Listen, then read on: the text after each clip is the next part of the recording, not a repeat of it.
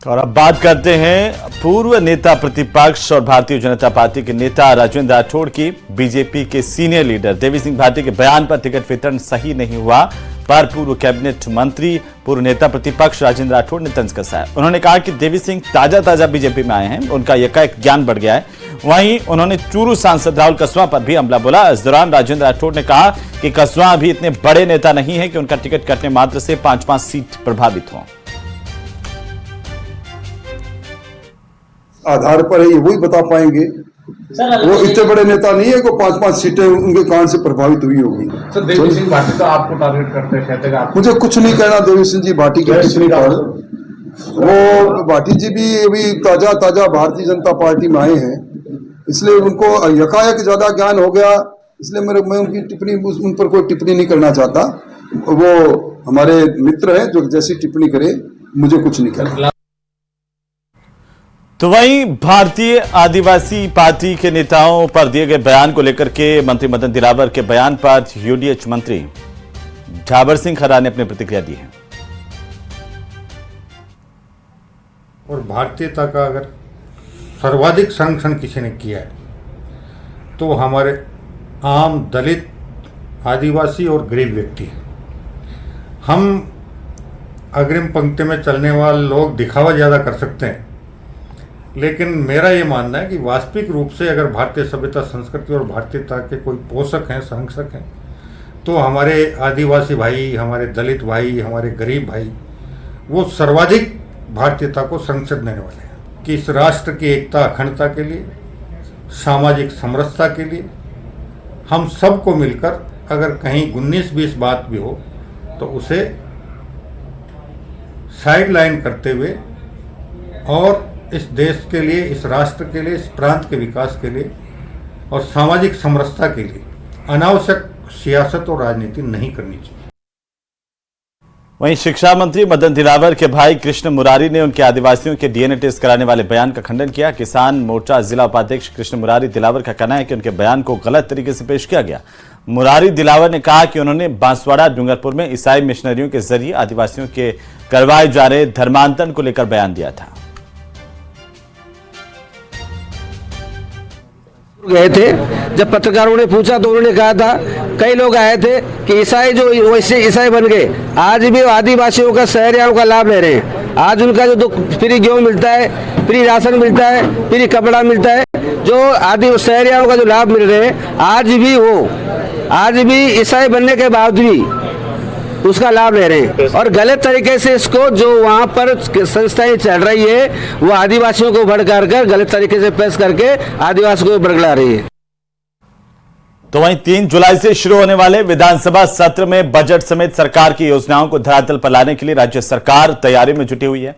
राज्य सरकार की खामियों, जनता की परेशानियों और सरकार की जवाबदेही तय करने के लिए विपक्ष भी कमर कस रहा है। लोकसभा चुनाव के बाद मिले जन समर्थन और आगामी विधानसभा चुनाव, उपचुनाव की तैयारियों में जुटे विपक्ष के लिए विधानसभा का यह सत्र काफी महत्वपूर्ण रहने वाला है। विधानसभा सत्र में किस तरह से विपक्ष सरकार के खिलाफ तैयारी कर रही है, कौन कौन से मामले जो विधानसभा में उठाए जा सकते हैं, इन सभी नेताओं को तैयारियों को लेकर के नेता प्रतिपक्ष टीकाराम जूली से हमारे संवाददाता ने बात की है। नेता प्रतिपक्ष टीकाराम जूली हैं, हम उनसे बात करते हैं। सर, विधानसभा के सत्र की किस तरीके से तैयारी की जा रही है, क्या कुछ मुद्दे आपके इसमें मुख्य रूप से रहेंगे? देखिए, तैयारी पूरी है और मुद्दों की कोई कमी नहीं है इस सरकार के खिलाफ, क्योंकि जिस दिन से बनी है उस दिन से जनता के लिए तो काम कर नहीं रही है। पिछली सरकार की योजनाओं की समीक्षा के नाम पर उनको बंद करने के अलावा कोई दूसरा इनके पास मुद्दा नहीं है। चिरंजीवी योजना जैसी गरीबों की हितैषी जो योजना थी उसको इन लोगों ने बंद करने का काम किया। अन्नपूर्णा किट इन लोगों ने बंद कर दी। महात्मा गांधी पुस्तकालय जो खुलने थे वो अब बंद कर दिए। प्रेरकों की भर्ती इन्होंने रोक दी। राजीव गांधी युवा मित्रों की भर्ती इन लोगों ने रोक दी। और यही नहीं, सरकार की जो सबसे पहली प्राथमिकता होनी चाहिए वो होती है बिजली पानी की। आज बिजली और पानी के लिए पूरा राजस्थान त्राही त्राही कर रहा है और सरकार की हठधर्मिता देखिए। कल कोटा के अंदर जो प्रदर्शन हुआ उसके बाद जो भी नेता इसके अंदर शामिल थे, हमारे कार्यकर्ता शामिल थे, सब पे मुकदमे भी दर्ज कर दिए। यानी कि आप बिजली पानी भी नहीं दोगे और जनता उस बात को कहेगी तो आप उन पे मुकदमे दर्ज करोगे। तो ये जो तानाशाही हिटलरशाही है, इसका खामियाजा मोदी सरकार को भी झेलना पड़ा है और यही खामियाजा इनको झेलना पड़ेगा। और आज की तारीख में इनकी स्थिति ये, इनकी 5 सीट भी नहीं आई, बोलेरो लायक विधायक नहीं आएंगे इनके जीत के। जिस प्रकार से इनके 7 महीने में इन लोगों ने काम किए हैं, जनता ने इनको एक झटका दे दिया। लोकसभा के अंदर भी इंडिया गठबंधन के 11 सांसद जीते हैं। तो ये हमारी जो तैयारी है सदन के अंदर पूरी रहेगी। हम हर मुद्दे पे सरकार को घेरेंगे, विशेष रूप से युवाओं के लिए जो नौकरी की बात है, पेपर लीक की जो बात है, महिला सुरक्षा की बात है, दलित अत्याचारों पर रोक लगाने की बात है, किसान की बात है, इन सारे मुद्दों को लेकर हम विधानसभा के अंदर हमारी तैयारी पूरी है। तो ये थे नेता प्रतिपक्ष टीकाराम जूली, जिनका साफ कहना है कि इस बार विधानसभा सत्र आसान रहने वाला नहीं है, क्योंकि जिस तरीके के वादे सत्ता पक्ष ने विधानसभा चुनाव से पहले जनता से किए थे वो वादे कहीं पूरे नहीं है। साथ ही जो सरकार का समय रहा है, कार्यकाल रहा है, उस कार्यकाल में जो जनता परेशान हुई है मूलभूत सुविधाओं के लिए, ऐसे तमाम मुद्दे हैं जिनको लेकर के विपक्ष इस बार सदन में सत्ता पक्ष को जोरदार तरीके से घेरने की तैयारी में है। कैमरा पर्सन अविनाश शर्मा के साथ राकेश शर्मा, न्यूज़ 18 राजस्थान, जयपुर। और चलिए अब बात करेंगे युवा कांग्रेस के हल्ला बोल की, जहां पर डीडवाना जिला मुख्यालय पर आज युवा कांग्रेस ने बीजेपी सरकार के खिलाफ मोर्चा खोला और जमकर प्रदर्शन किया। इस दौरान प्रदर्शन का नेतृत्व कर रहे विधायक अभिमन्यु पुनिया को पुलिस ने हिरासत में लिया। हालांकि थोड़ी देर बाद पुनिया को पुलिस ने वापस रिहा भी कर दिया। युवा कांग्रेस के कार्यकर्ताओं ने नीट एग्जाम में हुई धांधली, प्रदेश में लगातार हो रही अघोषित बिजली कटौती, पेयजल संकट के मुद्दे और बिगड़ती कानून व्यवस्था को लेकर के ये प्रदर्शन किया। दरअसल युवा कांग्रेस के आह्वान पर डीडवाना जिला मुख्यालय पर केंद्र सरकार और प्रदेश की सरकार के खिलाफ जोरदार प्रदर्शन कांग्रेस के कार्यकर्ताओं ने, युवा कांग्रेस ने किया। और इस प्रदर्शन का नेतृत्व कांग्रेस के युवा विधायक अभिमन्यु पुनिया ने किया। संग्रिया विधायक यहां पर मौजूद थे और इस दौरान पुलिस ने उनको हिरासत में लिया।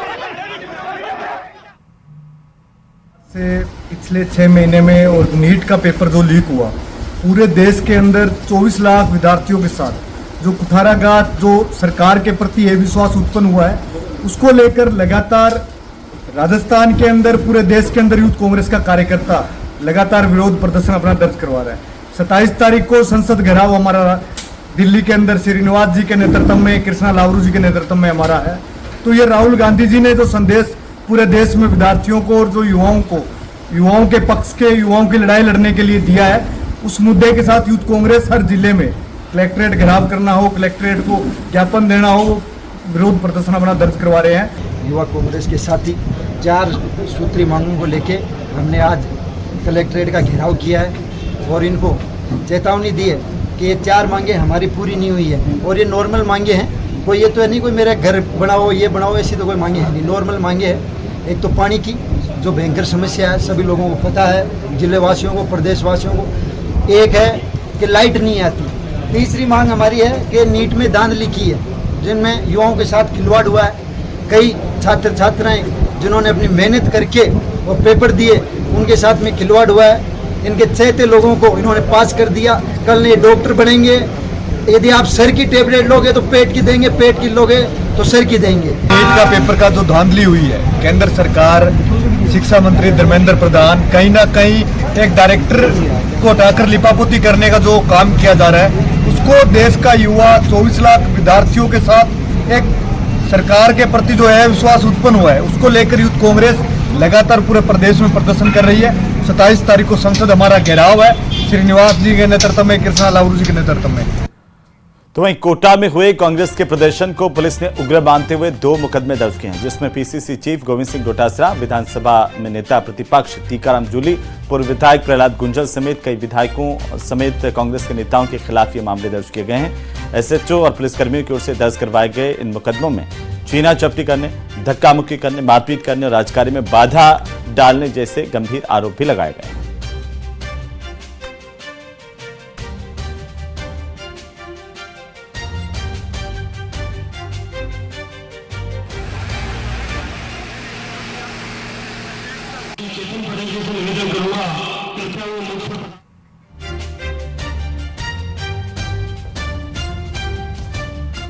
तो वहीं राजस्थान में पब्लिक हेल्थ इंजीनियरिंग डिपार्टमेंट में 350 करोड़ रुपए का बड़ा घोटाला सामने आया है। आरोप है कि इंजीनियर्स कस्टडी में रखी गई 350 करोड़ रुपए का सरकारी सामान गायब हो गया। इतना ही नहीं, इसका जवाब किसी के पास नहीं है कि आखिर ये सामान गया तो गया कहां। ये रिपोर्ट देखिए।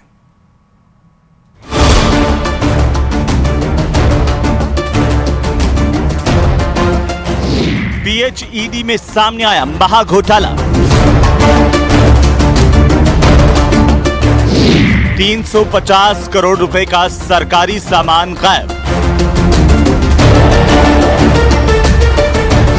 कैसे सामान हुआ गायब, किसी के पास जवाब नहीं।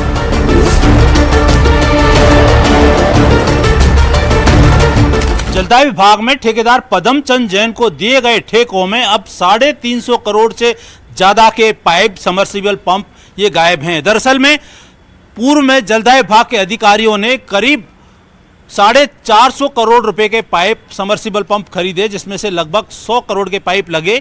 लेकिन अब 350 करोड़ के पाइप जो जलदाय विभाग के कार्यालय में होने चाहिए वो वहां से नदारद हैं। जल जीवन मिशन में घोटाले की जांच एक तरफ जारी है, तो वहीं दूसरी तरफ राजस्थान से एक और महाघोटाला सामने आ रहा है। यहां PHED से 350 करोड़ रुपए की सरकारी संपत्ति गायब हो गई है। बताया जा रहा है कि जो सरकारी सामान गायब हुए हैं वो इंजीनियर्स की निगरानी में रखे गए थे। इतना ही नहीं, इसका जवाब किसी के पास नहीं है कि आखिर ये सरकारी संपत्ति कहां गई। सरकारी सामान गायब होने से जलदाय प्रशासन में हड़कंप बचा हुआ है। इसे लेकर विभाग ने लेटर जारी कर कार्रवाई की बात कही है। आइए अब आपको बताते हैं कि सरकारी खजाने से खरीदा गया सामान क्या क्या गायब हुआ है। गायब हुए सामान में DI pipe, HDPE pipes, rubber joints, submersible pump, electrical panels, valve समेत सभी सामग्री गायब हैं। जानकारों की माने तो सीकर, झुंझुनू, नागौर, अलवर, शाहपुरा, कोटपुतली, जयपुर, बहरोड, महुआ, सिकराय, बांदीकुई, मंडावर में ये महाघोटाला हुआ है। बताया जा रहा है कि JJM के कामकाज का सामान गायब होने से काम पूरी तरह बंद है। अभी विभाग को इंजीनियर्स व ठेकेदारों पर सामग्री को गायब करने का शक है। जांच में यह खुलासा हुआ कि 450 करोड़ रुपए से ज्यादा की खरीदी की गई सरकारी पाइपलाइन, समरसीबल पंप और अन्य सामान जलदाय विभाग के कार्यालयों में नहीं है। इन सामानों का भुगतान ठेकेदार पदमचंद जैन को किया गया है। कई जगहों पर ठेकेदार पदमचंद जैन की संपत्तियों के गोदामों में भी सामग्री रखी गई, वो भी गायब हो गई है। वहीं पदमचंद जैन से पूछताछ में ये जानकारी मिली कि जब वो ED और ACB की गिरफ्तारी के समय जेल में था, तब उसके गोदामों से अज्ञात लोग माल चुरा कर ले गए। नियमों के मुताबिक सरकारी राशि से खरीदी गई सामग्री जलदाय विभाग के पास स्टोर में रखी जाती है, जिसकी सुरक्षा की जिम्मेदारी मुंशी, कनिष्ठ अभियंता, सहायक अभियंता और अधिशासी अभियंता पर होती है। ठेकेदार के पास या उसकी कंपनियों के गोदामों में सरकारी सामान रखने का कोई प्रावधान नहीं है। ये सरकारी सामग्री अब ना तो विभाग में है और ना ही ठेकेदार की कंपनियों के गोदामों में है। अब सवाल ये उठता है कि आखिर ये सामग्री गई तो फिर गई कहां? 3 अतिरिक्त मुख्य अभियंताओं को ये जांच सौंपी गई है। हैरानी वाली बात यह है कि इस जांच में वो चौंकाने वाले खुलासे सामने आ रहे हैं कि जो पाइप 350 करोड़ रुपए के खरीदे गए थे वो अब जलदाय विभाग के कार्यालयों से नदारद है। जलदाय विभाग के अधिकारी अब इस मामले में जांच करके उच्च स्तरीय कार्रवाई करने की तैयारी कर रहे हैं। कैमरा पर्सन अविनाश शर्मा के साथ राकेश शर्मा, न्यूज 18 राजस्थान, जयपुर। और इसी बीच राजधानी जयपुर से बड़ी खबर है। जलदाय विभाग में भ्रष्टाचार के मामले को लेकर बड़ी अपडेट। भ्रष्टाचारियों और घोटालेबाजों को जेल की सजा। 3 अधिकारियों और 2 ठेकेदारों को 3-3 साल की जेल हुई है। AN Shivnarayan, AN Harlal, AN Giriraj को 3 साल की जेल की सजा सुनाई गई है। ठेकेदार अभिषेक शर्मा, ठेकेदार अतुल के बेटे को भी जेल हुई है। भ्रष्टाचार की धारा 13(1)D में ये 3 साल की सजा सुनाई गई। सरकारी सामान की खरीदारी में इन्होंने घोटाला किया था। जज अरुण कुमार बेरीवाल की कोर्ट ने सजा सुनाई। 24 साल पुराने मामले में अलवर ACB कोर्ट का ये बड़ा फैसला आया है।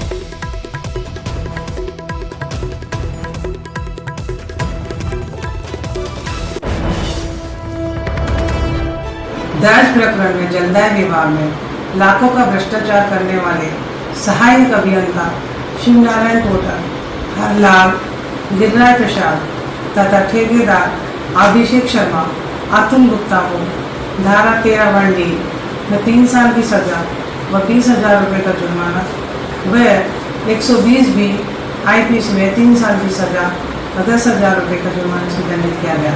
श्रीमान न्यायाधीश श्री खानू बेरीवाल द्वारा दिनांक 25/6/24 को निर्णय सुनाया गया। इस प्रकरण में सरकार की तरफ से पैरवी श्रीमती शारदा गोयल विशिष्ट लोक प्रतिनिधि द्वारा की गई।